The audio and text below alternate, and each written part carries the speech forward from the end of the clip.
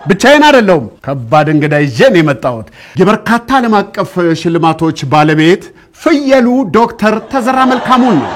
አብራችሁን ቆዩ ይቅርታ ምንድነው ያልከው መቼ አሁን ብዙ ነገር ነው ያልኩት ምን አልኩ ወይኔ ስምህን አሳሳትኩ እንዴ ዶክተር ተዘራ መልካሙ አይደለ ስሜን ልክ ነህ ታዲያ ምን አልኩ ፍየሉ ስትል ሰሞን ልበል ፍየሉ አው ብያለሁ ምን ለማለት እየፈለክ ነው እየሰደብከኝ እኮ ነው ምንድነው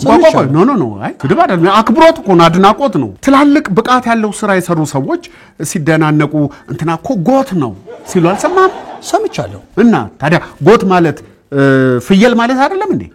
አዎ ተርጉሜው እኮ ነው በእንግሊዘኛ ከማቀርበው ወደ አማርኛ ተርጉሜው ነው